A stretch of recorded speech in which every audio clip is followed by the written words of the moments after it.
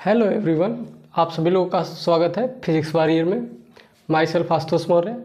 आज हम फिजिक्स का जो कि क्लास 9th का हम फिजिक्स पढ़ रहे हैं उसमें आज हम चैप्टर 2 स्टार्ट करेंगे जो कि है फोर्स। तो सबसे पहले देखेंगे कि फोर्स है क्या।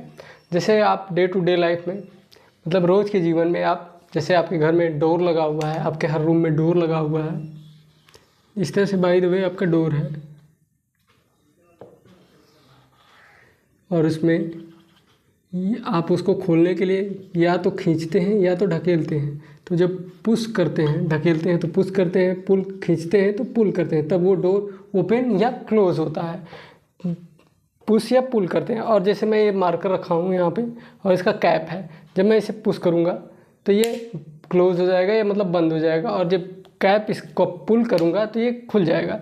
इसी तरह आपके घर में छोटे भाई बहन होंगे या आप जब छोटे रहे होंगे तो जो बिना सेल वाली जो टॉय कार आती है, इस तरह से मान लीजिए, सपोज करिए ये टॉय कार है,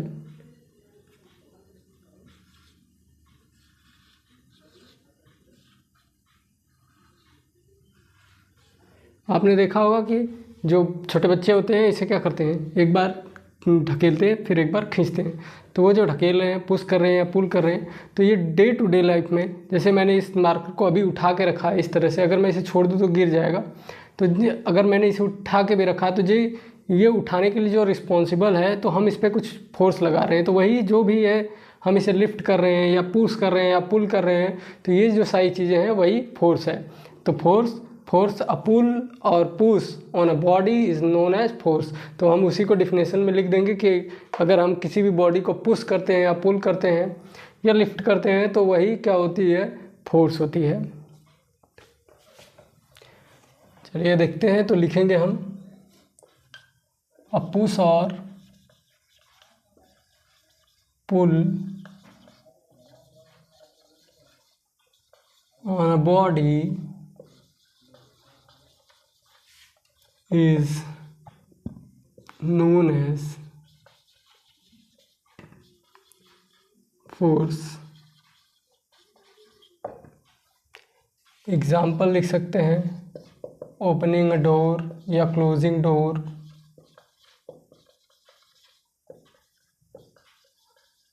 डोर को ओपन कर रहे हैं तो उसमें क्या कर रहे हैं, उसको जब पुश कर रहे हैं, पुश और पुल ऑफ ए डोर लिख सकते हैं आप।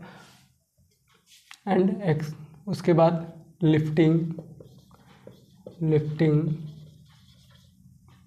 बैग। जैसे आप स्कूल का बैग सुबह सुबह उठाते हैं तो उसको लिफ्ट करते हैं, लिफ्ट मीन्स उठाना होता है, तो लिफ्टिंग अ बैग। आपने जैसे बैग उठाया और एक्सेट्रा, इस पे क्या है, ये जो आप लगा रहे हैं तो यहाँ पे फोर्स लग रही है। तो फोर्स वही है कि किसी भी बॉडी को आप पुश कर रहे हैं या पुल कर रहे हैं या लिफ्ट कर रहे हैं, तो ये सारी क्या होती हैं, फोर्स होती है। और क्लास 9 के अकॉर्डिंग यही डिफिनेशन आप लिखेंगे, ए पुश और pull on a body is known as force. अब देखेंगे फोर्स, जैसे फोर्स हमने लगाया, ये अगर ये बॉडी रेस्ट में है, अगर हम इस पर फोर्स लगाएंगे, ये रोल कर जा रही है, फोर्स लगा रहे हैं, ये आगे मूव करना स्टार्ट कर रही है या मूव कर रही है, तो हम फोर्स लगा दे रहे हैं, रुक जा रही है। जैसे टॉय कार ही है, आपने ऐसे अगर टॉय कार है चाहे सेल वाली कार है, उसमें जो बैटरी लगी है तो वो मूव कर रही है। जब आप उसकी बैटरी को ऑन ऑफ करते, जब ऑफ कर देंगे तो उसकी फोर्स जब कम हो जाएगी तो वो क्या करना है, मूव करना बंद कर देगी। उसी तरह अगर आपने टॉय कार को पुश करके छोड़ दिया, वो मूव कर रही है, आप फिर उसे रोक देते हैं पकड़ के, तो क्या करेगी उस टाइम भी। तो ये सब फोर्स का कारण है, या तो वो मूव करवा रहा है बॉडी को, या तो वो बॉडी को मूव करते हुए बॉडी को रेस्ट में ला रहा है। आपने देखा होगा, आप जैसे क्रिकेट देखते होंगे इस टाइम या बैडमिंटन देखते होंगे, तो आप देखते हैं जब कोई बॉलर है, जब बॉल को वो फेंकता है बैट्समैन की तरफ, बॉलिंग करता है, तो वो जब अपने बैट से क्या करता है, जब बॉल को मारता है तो या तो उसकी डायरेक्शन चेंज होती जाती है, वो किसी और डायरेक्शन में चला जाता है, हो सकता है उसने मारा इधर चली गई हो ball.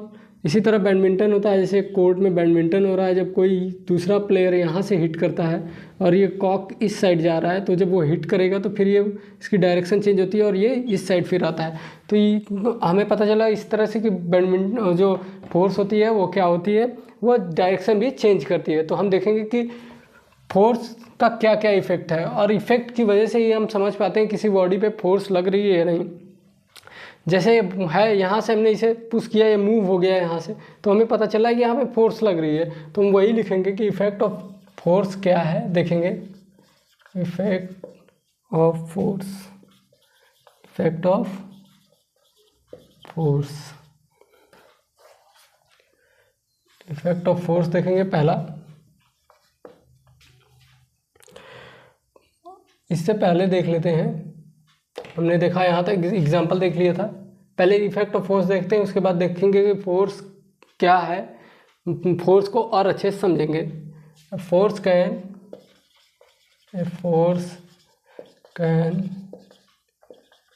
Move the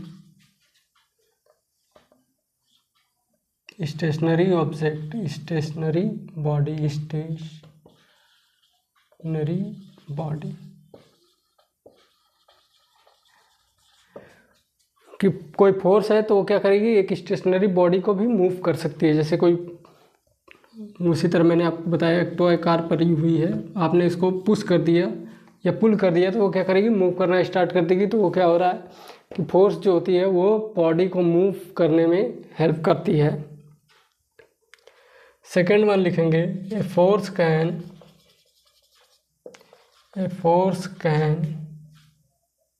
stop the moving body, एक जो फोर्स होती है वो किसी भी बॉडी को मूव करने से भी, मूव करती हुई बॉडी को भी रोक देती है। तो जैसे आप साइकिलिंग कर रहे हैं, साइकिल चला रहे हैं, आपने पैडल मारना छोड़ दिया, मतलब आपने साइकिल चलाना छोड़ दिया, वो जो साइकिल की आपकी स्पीड थी, सपोज करिए उस टाइम थी 20 मीटर पर सेकेंड, लेकिन कुछ देर के बाद क्या होता है कि जो आपकी जो साइकिल की स्पीड है वो घटते, आप पैडलिंग तो कर नहीं रहे हैं, तो इसकी वजह से जो इसकी स्पीड घट के क्या आती है 0 मीटर पर सेकेंड, मतलब ये आपकी साइकिल रुक जाती है एक पॉइंट पे जाके, कुछ देर दूरी डिस्टेंस तय करने के बाद रुक जाती है। तो आपको तो पता है कि कोई भी अगर मूविंग बॉडी रुक रही है तो वहाँ पे क्या लग रहा है, कोई ना कोई फोर्स लग रही है, तो वहाँ भी सही में एक फोर्स लग रही है। जैसे आप यहाँ पे जो साइकिल का व्हील है और रोड के बीच में क्या, यहाँ पे एक फ्रिक्शन फोर्स लगती है। देखेंगे आगे कि फ्रिक्शन फोर्स क्या होती है, लेकिन अब तब तक के लिए याद रखें कि यहाँ पे ये रुकती है क्योंकि वो फ्रिक्शन फोर्स लगती है। और उस तरह से तो आपने पैडलिंग करना छोड़ दिया, अचानक से कोई आपके सामने आ जाता है साइकिल से, या फिर आपको साइकिल रोकनी रहती है, आपकी साइकिल की स्पीड थोड़ी ज़्यादा है तो आप ब्रेक अप्लाई करते हैं, तो वहाँ ब्रेक लगाते हैं, तो ब्रेक भी क्या करता है, साइकिल पे फोर्स लगाता है, फ्रिक्शन फोर्स, और वहाँ भी फ्रिक्शन फोर्स ही लगता है और आपकी साइकिल जो होती है वो रुक जाती है। या बाइक में भी यही केस है, मतलब हर जगह पे कोई भी बॉडी अगर मूव कर रही है तो उसे रोकने के लिए भी हमें फोर्स की ज़रूरत पड़ती है। तब तो आप कहेंगे कि भैया जैसे कोई बॉडी मूव कर रही है, कोई बाइक मूव कर रही है, चाहे कोई साइकिल मूव कर रही है, तो उसे तो हमेशा मूव करना चाहिए क्योंकि उस पर तो हम फोर्स कोई लगा नहीं रहे हैं, तो वो फोर्स हम अपने से भी नहीं दे रहे हैं, तभी फोर्स उस पर लग रही है। जो रोड और साइकिल के बीच में, जो साइकिल का व्हील है और रोड है या फिर जो टायर है, इसके अंदर के इसके बीच में क्या लगती है, फ्रिक्शन फोर्स लगती है। यहाँ पे फोर्स प्रेजेंट है, अगर फ्रिक्शन फोर्स नहीं रहेगा, कोई एक्सटर्नल एक फोर्स जरूर प्रेजेंट रहती है, इसकी वजह से बॉडी मूव करना रुक जाती है, या बॉडी मूव नहीं कर रही है, रुकी हुई है, तो वो चलने लगती है। इसको Newton first law of motion में अच्छे से समझेंगे कि कोई बॉडी क्या करेगी अगर फोर्स नहीं रहेगा तो, और फोर्स अगर रहता है तो बॉडी रुक जाती है, क्या होता है। अगर वही है Newton first law of motion जब देखेंगे हम तो उसमें अच्छे से समझेंगे। तो थर्ड पॉइंट है, a force can change the speed of a body, of a moving body, कोई बॉडी मूव कर रही है, फोर्स क्या कर सकती है, उसकी जो स्पीड है उसे भी चेंज कर सकती है। फॉर एग्जांपल जैसे ये बॉल है और ये 10 मीटर पर सेकंड से ये मूव कर रही है, इसकी स्पीड थी 10 मीटर पर सेकंड। और आप आते हैं इधर से,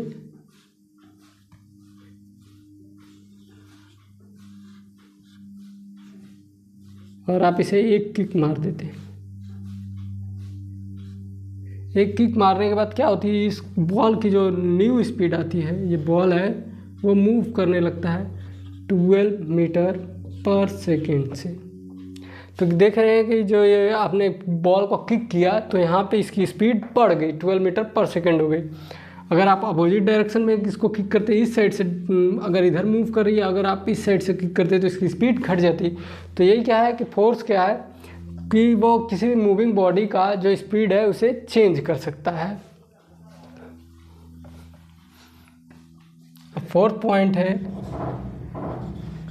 अ फोर्स कैन, सॉरी थोड़ा इंक डाल लें तब तक।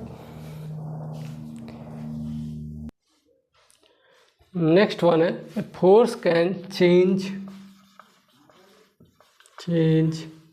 the direction of a moving object or a body।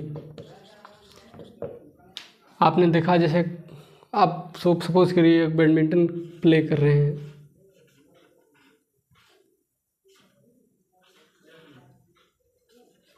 और आपने यहाँ से कॉक को हिट किया, कॉक जा रहा है इस साइड,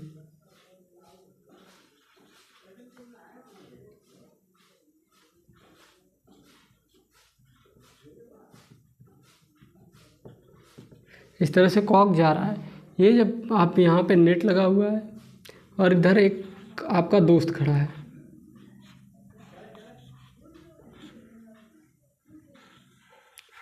और जब ये यहाँ कॉक जाएगा और ये जब इसे हिट करेगा, इधर से मारेगा, ये हिट करेगा, तो ये क्या करेगी, कॉक वापस इस साइड आएगी।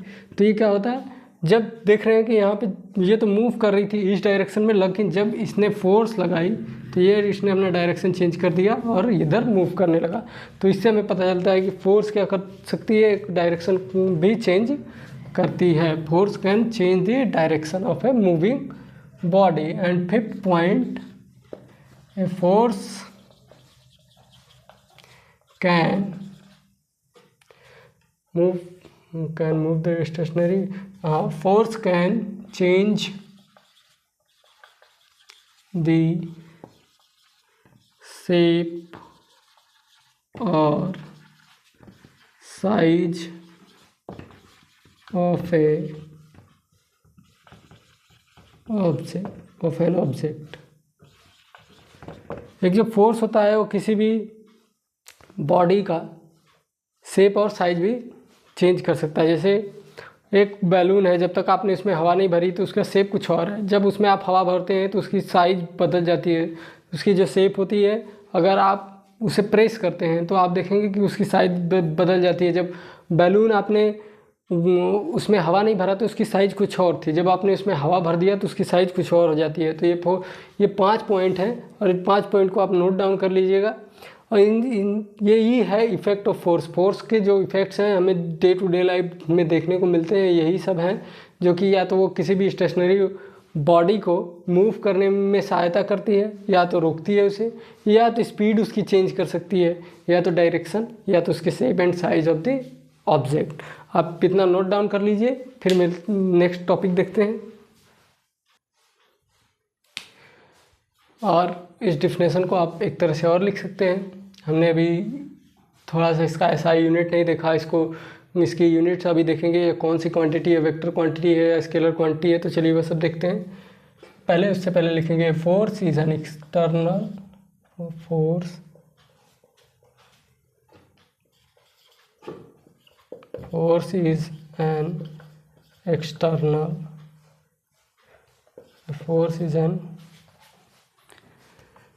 force is an external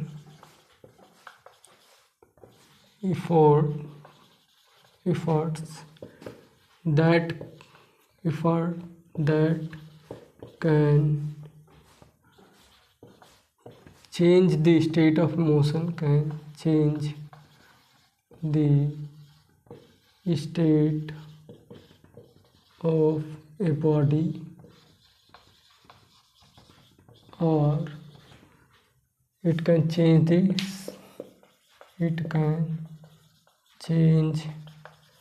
the shape, size, or direction of the body,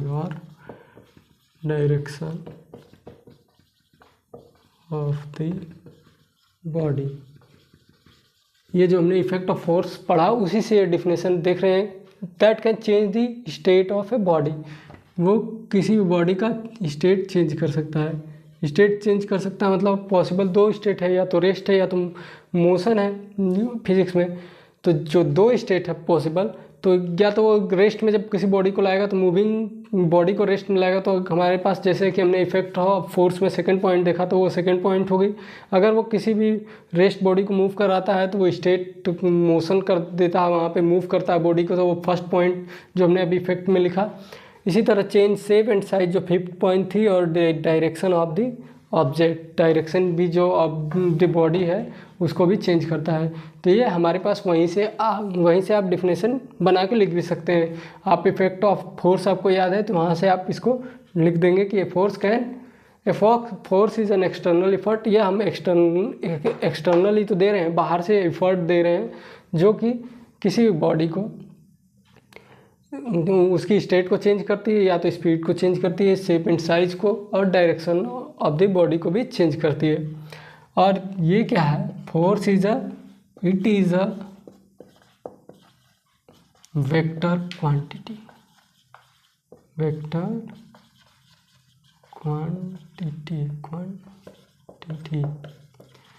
यह एक वेक्टर क्वांटिटी होता है, मतलब इसके पास डायरेक्शन भी होगा, मैग्नीट्यूड होगा और डायरेक्शन होगा। एसआई यूनिट ऑफ फोर्स की जो एसआई यूनिट है वो न्यूटन है, न्यूटन। और इसको हम रिप्रेजेंट करते हैं सिंबल कैपिटल एन से। और इसकी जो सीजीएस यूनिट है, एक और यूनिट यूज करते हैं, लेकिन आप 9th में 99.9% यही न्यूटन का ही यूज करेंगे। सीजीएस यूनिट भी आप देख लीजिए, सीजीएस यूनिट होती है डाइन। जो आप डाइन समझ रहे हैं वो नहीं है, ये डाइन कुछ और है, एक यूनिट है, ये एक मेजरिंग यूनिट है। तो ये देखिए, जो 1 न्यूटन होता है वो 10 to the power 5 डाइन के इक्वल होता है। जैसे आपको जब आपको कोई कह दे कि आप 2 न्यूटन को डाइन में कन्वर्ट कीजिए तो 2 × 10 to the power 5 डाइन हो जाएगा। अगर डाइन को हमें न्यूटन में कन्वर्ट करना होगा तो dyne is equal to 1/10 to the power 5 newton. तो 1 डाइन इज इक्वल टू हो जाएगा 1 dyne is equal to 10 to the power -5 newton. Pause करके वीडियो यहाँ तक नोट डाउन कर लीजिए।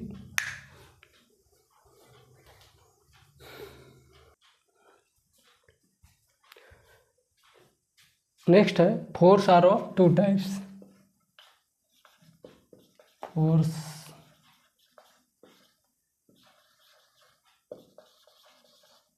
Are of 2 types. फोर्स जो होता है वो 2 प्रकार के होते हैं, एक होता है अनबैलेंस फोर्स और एक होती है बैलेंस फोर्स। तो ये अनबैलेंस और बैलेंस फोर्स देखते हैं क्या है। Forces are of 2 type. First one is balanced force, balanced force, and second one is unbalanced force. तो सबसे पहले हम इसको एक एग्जांपल से देखते हैं। जैसे कोई एक बुक है जैसे ये फिजिक्स की बुक है और इस पर आप मान लीजिए ग्राउंड पे पड़ी हुई है, तो इस पर जो मार्कर है वो मूव नहीं कर रहा है। जब मूव नहीं कर रहा है तो इसका मतलब है कि, और हम इस पर इस साइड से फोर्स भी लगा रहे हैं लेकिन वो मूव नहीं कर रहा है। मूव नहीं करेगा तब उस केस में क्या होगा, जिस पे फोर्स जितनी भी लग रही हैं सब फोर्स का जो रिजल्टेंट हो जाएगा वो जीरो हो जाएगा। जैसे कि फॉर एग्जांपल आपके घर पे कोई एक बॉक्स पड़ा हुआ है इस तरह से, यहाँ पे ग्राउंड पे एक बॉक्स पड़ा हुआ है,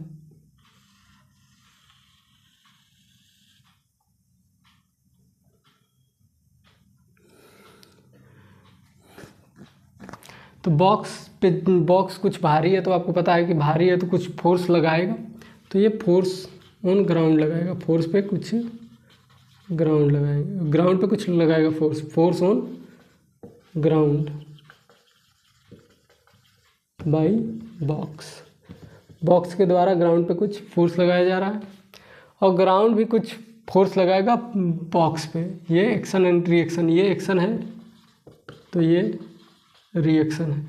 इसे न्यूटन्स थर्ड लॉ में देखेंगे, ये रिएक्शन है, यहाँ पे होगा ये फोर्स जो लगेगी ग्राउंड फोर्स लगेगा, ground force on box by ground force on ground by force on box by ground, box के द्वारा लगाया जा रहा है, सॉरी फोर्स ऑन, देखिए force on ground by box, force on box हमने ऊपर बॉक्स के ऊपर लग रहा है बाय ग्राउंड, और आप इधर से इसे पुश कर रहे हैं और इधर से जो फोर्स लगेगी जब आप पुश करेंगे तो यहाँ पे फ्रिक्शन फोर्स लगेगी, यहाँ नीचे फ्रिक्शन फोर्स। जो फ्रिक्शन फोर्स होती है वो हमेशा अपोजिट लगती है मोशन के,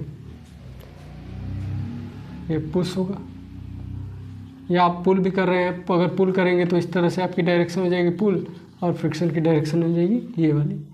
आप देख रहे हैं कि यहाँ पे बॉडी, लेकिन जब आप इस पर यहाँ पे प्रेशर लगा रहे हैं तब भी ये जो बॉक्स है वो मूव नहीं कर रहा है। जब मूव नहीं कर रहा है तो मतलब इसके ऊपर जो फोर्स लग रही है अगर बाहर से देखा जाए तो मतलब कुछ ऐसा फोर्स है कि जैसे मैंने इसको मान लिया F1, इसको मान लिया F2, इसको मान लिया F3, इसको मान लिया F4, तो मतलब कुछ ऐसी फोर्सेस हैं F1 plus F2 plus F3 plus F4 कि ऐसा है कि इसकी जो वैल्यू है वो जीरो हो जा रही है। जो ये है, ये एरो का है, ये डायरेक्शन हमें शो करता है, डायरेक्शन, तो ये वेक्टर क्वांटिटी है तो ये डायरेक्शन होगा ही यहाँ पे, तो ये डायरेक्शन शो करने का काम करता है। यहाँ पे आप देख रहे हैं कि जो F1 है, F1 फोर्स लग रही है प्लस F2 फोर्स लग रही है, ये क्या है, दोनों इक्वल है, दोनों इक्वल है means F1 vector plus F2 vector is equal to 0। इसी तरह F1 एंड F3, यहाँ पे F3 होगा क्योंकि F3 है अपोजिट में उसके, ये जो अपोजिट है हम वही लेंगे। इसी तरह इस केस में होगा F2 vector plus is equal to F4 vector के इक्वल है, तभी तो बॉडी मूव नहीं कर रही है। देखिए अगर इसमें है यह F3 अगर लेस हो जाए तो बॉडी क्या करेगी, ऊपर को चली जाएगी क्योंकि F1 ग्रेटर हो जाएगा, तो F3 अगर कम हुआ तो F1 ज़्यादा हो जाएगी, F1 अगर ज़्यादा हुआ तो बॉडी ऊपर की तरफ जाने लगेगी, अगर F1 कम होगा तो बॉडी नीचे की तरफ जाने लगेगी, F2 अगर ज़्यादा हुआ तो बॉडी इधर मूव करने लगेगी, अगर F4 बॉडी इस पर ज़्यादा हो गई तो ये इधर मूव करने लगेगी। तो इसीलिए इसको बैलेंस कंडीशन में रहने के लिए ये फोर्स और ये फोर्स इक्वल होंगी एक दूसरे के, और ये इक्वल होंगी एक दूसरे के, तो ये यहाँ पे हो गया F2 vector plus F4 vector is equal to 0। आप जब देखेंगे ये पॉजिटिव रहेगा तो ये निगेटिव रहेगी, ये निगेटिव रहेगी तो ये पॉजिटिव रहेगा, ये फोर्स इस तरह से। तो उसी को आप लिखते हैं और अनबैलेंस फोर्स हम समझ लेते हैं।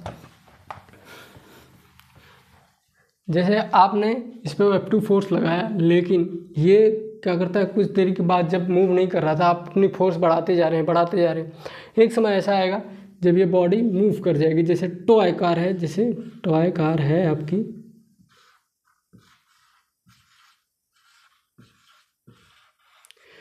ये दोनों तो फोर्स सेम लग रही है इस पर, क्योंकि ये ऊपर नीचे आपने कभी देखा नहीं कि इस तरह से जाती हुई। अगर आप इसको इधर से पुश कर रहे हैं सिर्फ हल्का सा, तो वो क्या करती है, बॉडी ऊपर नीचे नहीं जा रही है। यहाँ से आप पुश कर रहे हैं, फोर्स ऑन कार, और लेकिन इधर से लग रहा है फ्रिक्शन फोर्स। फ्रिक्शन फोर्स आप यहाँ पे लगा रहे हैं F1 F2। जब F1 फोर्स ग्रेटर हो जाएगी F2 फोर्स के, तब क्या होगा, तब बॉडी इस साइड मूव करना स्टार्ट कर देगी, मूव करेगी। तो इस कंडीशन में क्या होगा, जो यहाँ पे F3 force on ground by car, force on ground, यहाँ पे जो बॉक्स लगा है सिर्फ वहाँ पे कार हो जाएगी। और यहाँ पे था F4, हम इस केस में लिख लेते हैं, यहाँ पे F4 लिख लेते हैं, हमको आसानी रहेगी। F4 and this one is F1। इसके केस में आप देखेंगे तो F1 vector plus F3 vector, इन दोनों की वैल्यू तो जीरो आ जाएगी, क्योंकि ये दोनों इक्वल एंड अपोजिट हैं, तो इनकी वैल्यू क्या हो जाएगी, जीरो हो जाएगी। लेकिन F4 vector plus F2 vector is equal to zero नहीं होगा। ये जो वैल्यू होंगी, इस बॉडी पे फोर्स लग रही है तो इसकी बॉडी पे जो फोर्स की वैल्यू होगी वो जीरो नहीं होगी। जब जीरो नहीं होगी तो इस केस में जो फोर्स हमारे पास होगी वो अनबैलेंस फोर्स होगी। तो वही लिखेंगे हम। अब डेफिनेशन लिखेंगे। आई होप आप लोगों को अच्छे से समझ में आ गया होगा। जब आप ये एग्जाम्पल समझ लेंगे तो आपको जो फोर्स की, जो बैलेंस फोर्स की जो डेफिनेशन लिखने में एकदम आसानी होगी। इसमें कुछ है नहीं, वो आसानी से आप लिख लेंगे। लिखते हैं, पहला है अनबैलेंस्ड फोर्स, पहला balanced force, balanced force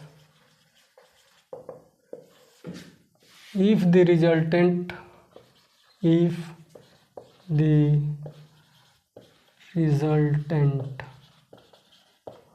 of force acting on a body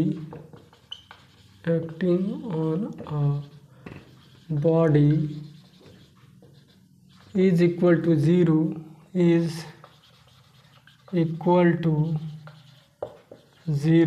is known as, then that force is known as,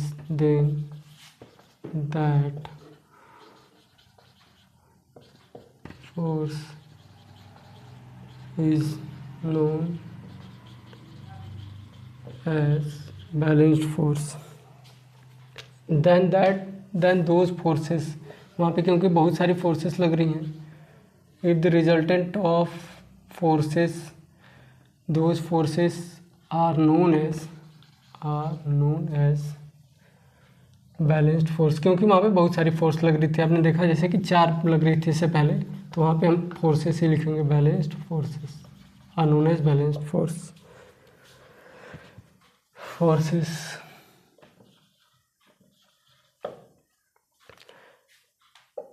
ये हो गया।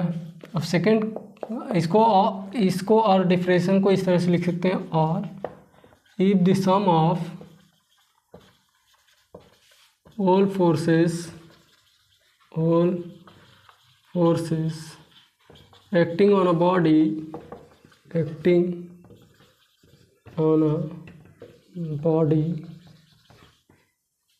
is equal to zero, then those forces are known as, those forces are known as balanced forces। Note down कर लीजिए।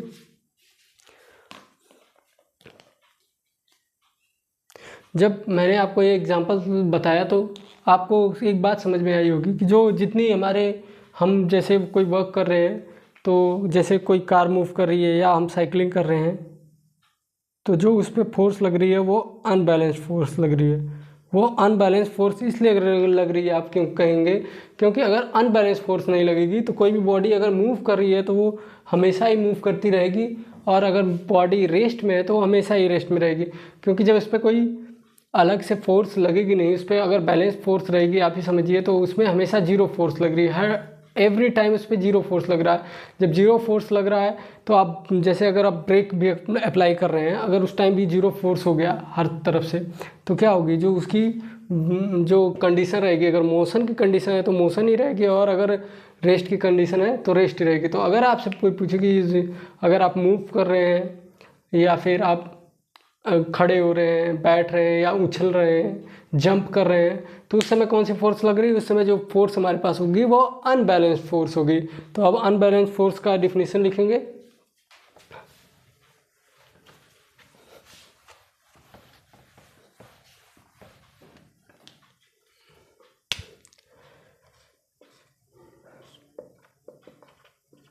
Next है unbalanced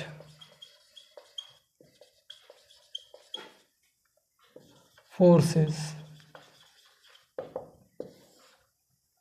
if the sum of all forces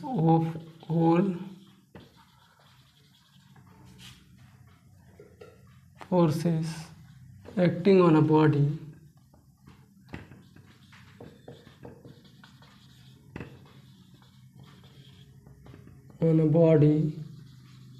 is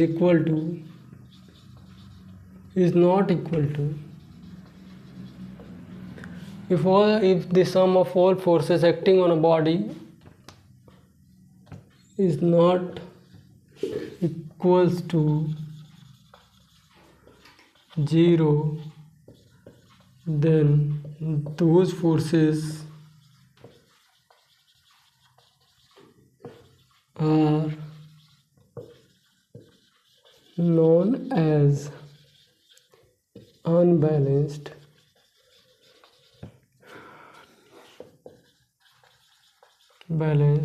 forces।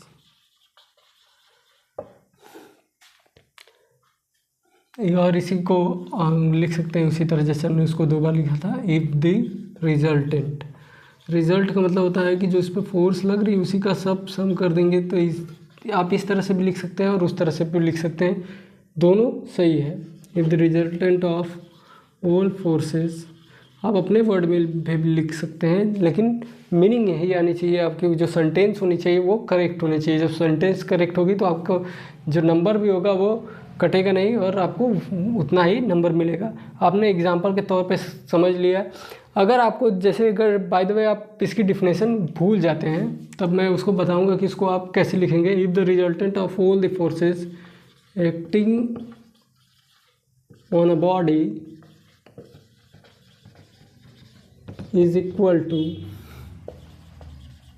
is not equal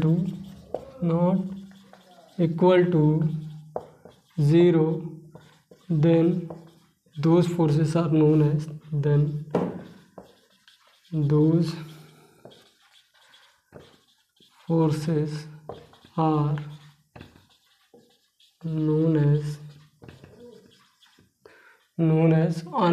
unbalanced forces। किसी भी body पे जो resultant force अगर 0 है तो वो क्या होगी, उस पे जो अनबैलेंस फोर्स जो फोर्स लग रही है वो अनबैलेंस्ड होगी। तो आप इसको लिखेंगे। अगर आप इसकी डिफिनेशन भूल जाते हैं दोनों की, अगर क्वेश्चन आ गया कि define unbalance force and balance force, तब अगर इसकी जो ये है आप सेंटेंस है इसकी जो डिफिनेशन है आप अगर भूल जाते हैं तो आप क्या करिएगा, रफ उसके लास्ट पेज पे एक ड्राइंग बना के इस तरह से बॉक्स बनाइएगा ड्राइंग, और इस तरह से फोर्सेस उस पर लगाइएगा, F1 F2 F3